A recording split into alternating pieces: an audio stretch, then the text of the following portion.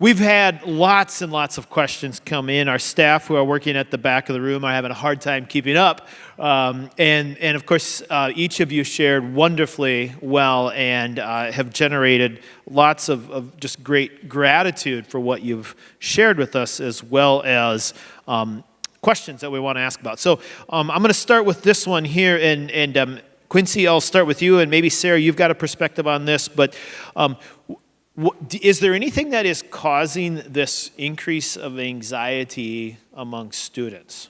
Is there anything you can point to about that? I would say, kind of touched on this while I was speaking, but just allowing students to do things on their own. I mean, I can't say that enough, but a lot of students, a lot of parents just are helicopter parents. And I think we're moving towards a generation where we're like bulldozer parents now, and we're doing everything aside from feeding them. And so this is, I feel like students don't know how to do things on their own anymore. They don't know how to communicate with their teachers. They only know how to communicate with their peers, or they don't even talk to their parents sometimes. And so I think that's where a lot of the anxiety is coming from, is just not knowing how to do things, not being taught how to do things. And so that's where I see a lot of our students struggling with. Sarah, do you want to add to that? Yeah, I would agree with that. And also, I would add social media and smartphones. Okay. I'm more anxious when I'm attached to my smartphone. And having 3 teenagers, you don't just not get invited to the party, but you see all the people at the party having a good time. And it just has really ramped things So up. that's actually another question was about that. How big of influence is our electronic devices that we're glued to? I mean, is that's a big part of contributing to this, you're saying? I personally would say it's a big contributing factor. I think we don't have enough just time, they call it white space, where we just aren't doing anything, where we're just looking out the window. And it definitely creates disconnection between people, but I think our connection to our smartphones has definitely increased anxiety. So another question would be, and maybe Terry or Rob, if you want to answer this from your own experience, how would you advise somebody who has mental illness, or Terry, in your case, a child, to approach church leadership, especially if they're feeling embarrassed or ashamed? Like, are there any things that maybe a person could do to take that barrier down? First of all, you don't need to feel ashamed. That's what I don't feel ashamed. You don't need to feel ashamed. And the best thing that we have found is communication. And having that starting point of the love of God and the image of God is very, very critical. And if you both, the leadership and yourself, have that common starting point, the conversation just needs to happen. Yeah, I'd agree. I can't stress enough the value of going and talking to people. And I know that shame tends to be the thing that withholds us from doing that. There's a great book called Shame Interrupted that a group of people here have gone through. I know it's a recommended book, I'd say. But we need to, as speakers were saying earlier, that we need to create a community that's welcoming. Even if you do feel that shame, or like you can't do it, that you can't bring it up, they at least need to know that there is a place that could do it when they have enough strength to do it. And then here's the other thing. Sarah had mentioned some unhealthy churches. If you go to the church leadership and you try to get help and they're unhelpful, try to work through that. And if it continues that way, there are plenty of other healthy churches in the Twin Cities. And I would hope that Hope is one of those healthy churches, but no church is perfect either. I want to be very clear on that. Be cautious of your expectations going into it. Sometimes we go into it expecting X, Y, and Z, and then somebody gives you A, B, and C, and I think we all want A, B's, and C's sometimes, or need A, B, C's, A, B's, and C's. So here's another one from a youth pastor and a youth leader. So what kind of resources or reading would you recommend for leaders in a youth group who have a lot of students from either unhealthy environments or high rates of either minor or serious mental illness? So what are some of the resources that you would recommend to others working with youth? And Quincy, maybe you've got an answer to that, working with students primarily. I mean, what would be some of the resources maybe you point others to in terms of, and maybe you would encourage other youth workers to acquire and to read? So we have worked with quite a few outside organizations. Like I mentioned before, Change to Chill was one of the main ones that we've kind of collaborated with. And then we have Treehouse, which is like a youth outreach that has provided support to our students. But as far as, sorry, I lost my thought. Maybe I'll throw it over Yeah, to you, go ahead. Sarah. I lost my I thought. mean, you do some training with churches, I know. You've done some training. What are resources that you might recommend to help a youth leader? You know, I'm blocking a little. I don't have like specific books. NAMI is a great resource, NAMI, National Association for Mental Illness, just for information on specific mental illnesses, support groups, that kind of thing. There's some great TED Talks. I'm a big TED Talk fan. Brene Brown has great TED Talks on shame and vulnerability. There's some good ones on mental illness. So just kind of educating yourself through those resources. I'd love to share a couple Yeah. real quick. If you ask me for a book recommendation, I'll talk to you for an hour, so I'll try to be brief here. But Mark Yarhouse has written a few books that I think are really beneficial. I know he was here in town a few years ago. So I'd recommend checking out his stuff. I also recommend Paul David Tripp and David Paulson. Anything that they put out in this stuff, I would highly recommend it. And then online, go to CCEF. I think that's a website that you can gain some really helpful tools, some recommendations, some videos. Yeah. Okay. All right, so back to trying to understand the topic here. So is there a difference between kind of normal sadness and anxiety and something that goes beyond this? How do we know the degrees of seriousness in anxiety and sadness? Well, I Sarah, I'm actually, going to send that down to you Sure. because you're the director of clinical. Whatever it is. Yeah, Blah, blah, there's a blah. lot of letters Yeah. in that. Yes. Alphabet soup. I actually think, and I could do a whole talk on this, I think we've lost touch with healthy sadness. I think we need to have, we numb everything, sadness, anxiety, anger. We just need to have healthy sadness and just sit with it and be with it. A lot of what I do with my clients is teach them how to just be in their bodies and sit with their feelings. So I think we as a culture need to learn how to do that. It really is when it gets outside of the range of normal, but what a therapist is looking for is impairment. So whatever that would look like, not being able to go to school or work, it affecting relationships, and also the amount of time. When we diagnose depression, for instance, we're looking for certain diagnostic criteria, and there's a checklist, and it has to exist pretty much all the time for 2 full weeks. Dysthymia is like a low-grade depression, and that has to exist that way for a full, it's 2 years or a year for youth. So it kind of depends on a time frame and specific criteria that are met. But, if you hear nothing else tonight, learn how to feel your feelings. Like, we need to learn how to be with them. There's nothing wrong with being sad. If I could second that too, my kids are 8, 6, and 4, and we watched what's the Emotions movie, the little cartoon, Yeah. Inside Yeah. Out. Yeah, and who's the hero of that movie? Sadness. Yeah. Watch that movie. I think we need to do that, and then we need to talk with our kids. We need to talk to our family members, and we need to know what they're watching. And then I would say even with adults or teenagers, you need to watch a documentary, or not documentary, a show like 13 Reasons Why. And you need to talk with people about that, especially the youth, because I watched that, and it was terribly difficult to watch because I wanted to say, no, don't do that, or yes, do this, but fictional characters, I guess that doesn't work. Yeah. So I don't know, any one of you maybe could try to answer this, or Terry, maybe in your experience you might be able to.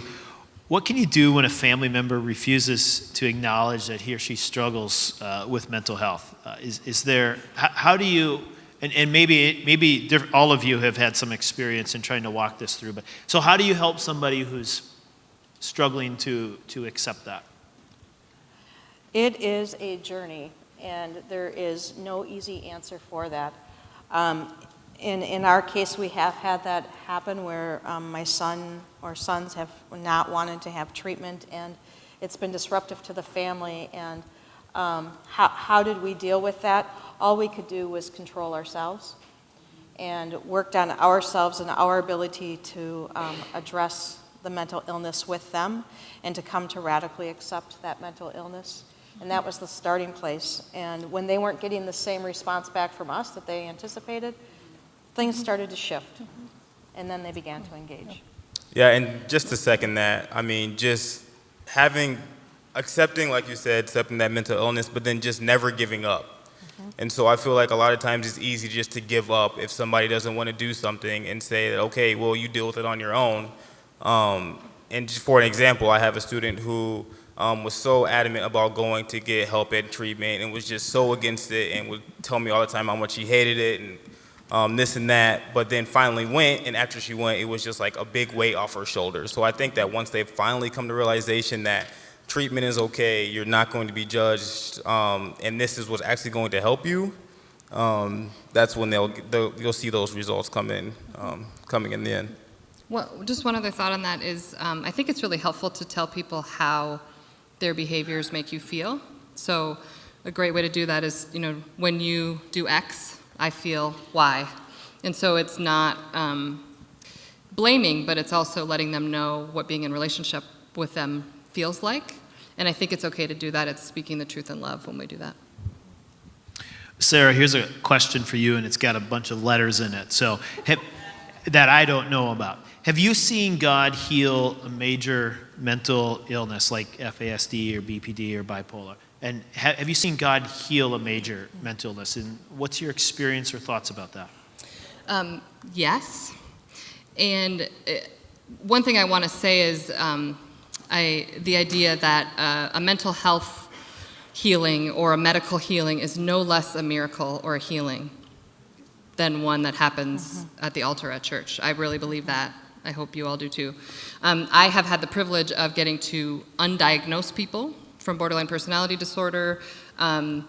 There's certain things that happen seasonal. For some people, they might have depression for a season, or their anxiety spikes at certain times. There are others, I guess I would say less so. I think things like bipolar are, I think there are miraculous healings. I haven't personally seen that with bipolar. FASD is brain damage, fetal alcohol brain damage. I actually have seen healing in that, and I've seen people where there was not healing, and there was permanent brain damage. So I think it's both. But yes, God does heal, but all his ways of healing are just as valid. Quincy, a question for you as a school counselor with all of these students. What are your coping mechanisms for managing that? And maybe for the rest of you who work with, with a lot of people and you're serving a lot of people, or maybe as a parent, what are your coping mechanisms to keep yourself healthy? Whew, good question. Because I feel like we're always like running around putting out fires. Like I like to describe our job as like being a firefighter, pretty much. But just being able to sit back and kind of debrief on any given situation. I know that all students are different, all come with their own stories, everybody has their own baggage, but going into every situation with clear eyes and an open mind and understanding that not everybody's going to be able to accept treatment, or not everybody's going through those same things. So for myself, I don't know. That's it's really hard to say, but I do enjoy my job, and I do enjoy my students. Good. So you have to enjoy it. Yeah. Jerry, about you as a mother, you've shared a little bit about that already, but what more would you say about that?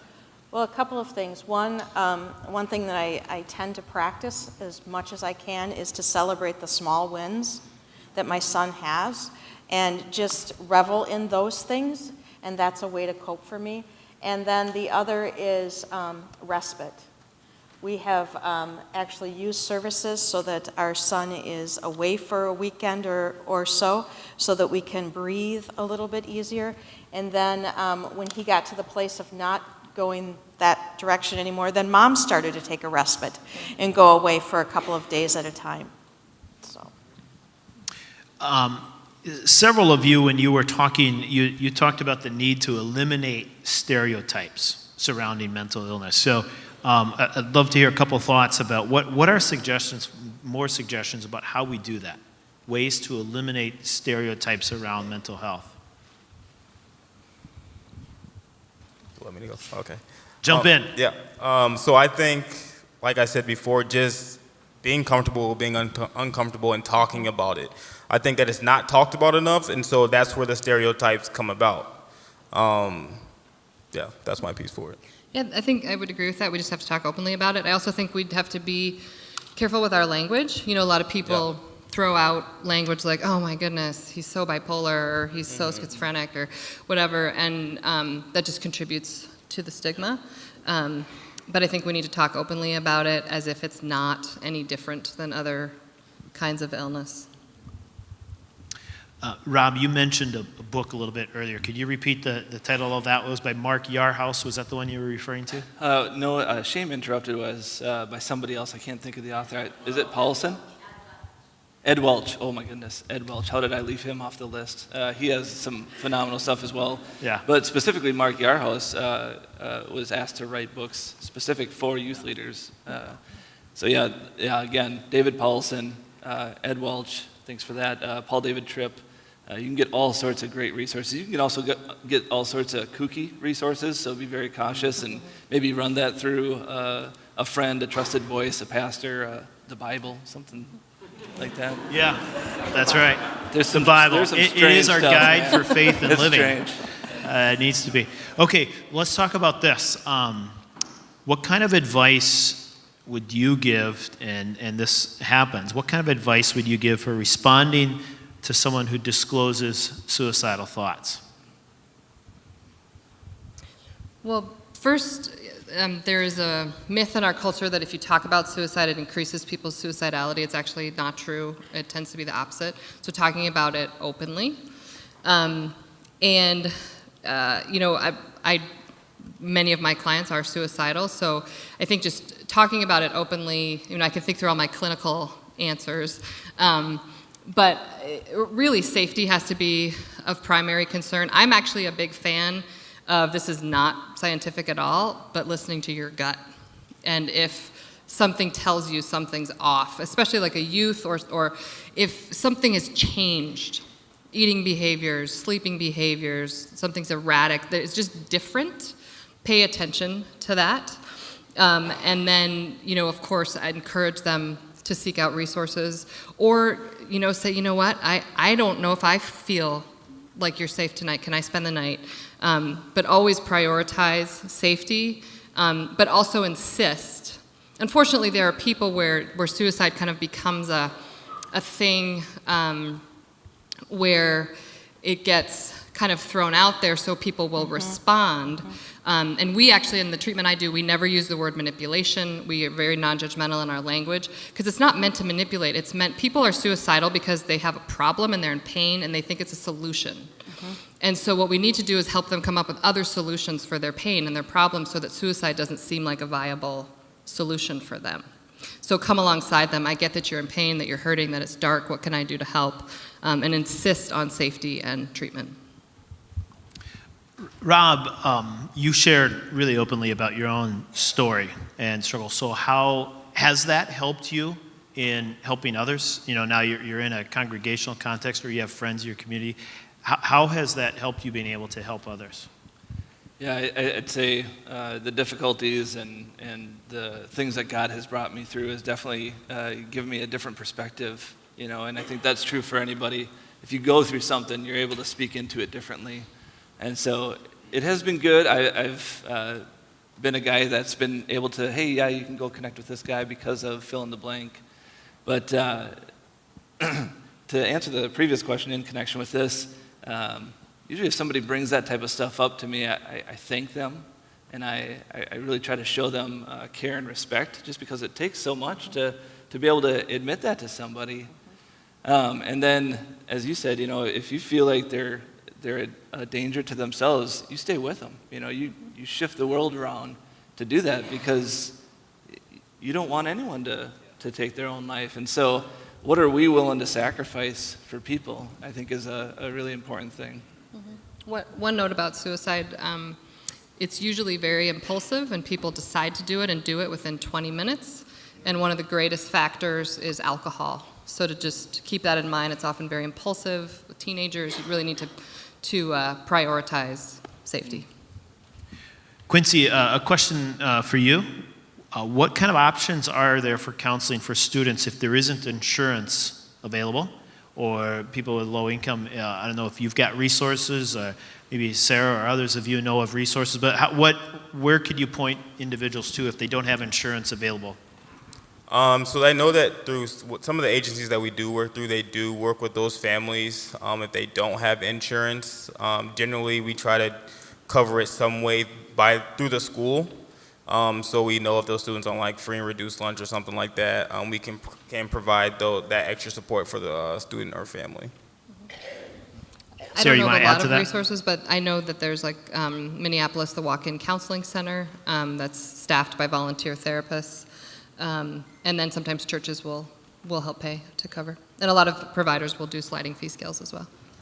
And for any of you who may be wondering, there will be a resource page on our website after this with a link to some referrals and lists of different agencies and resources that are available. So maybe this might be the last question we want to get into tonight. Let's talk about school shootings and the stigma surrounding that. Is it actually dangerous that we talk about mental health in the context of people who perpetrate school shootings?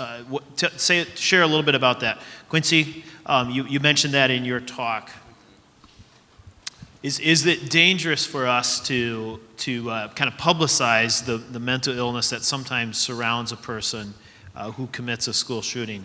I think so, because then, like I said before, those people really internalize those emotions, and they're not as willing to speak on them because of the fact that it can be associated with a school shooter, especially if it's something like depression or any other mental illness. Students aren't as willing to speak on those when they hear that a school shooter may have been dealing with that same mental illness or something like that. So I think that when we hear that in social media or just within the media, that it can be very difficult to just be open about what you're going through. Hey, we've got a lot more questions that we're not going to be able to get to here. It's a Thursday night, it's a weeknight, we don't want to go too late. So would you join me in thanking our speakers tonight?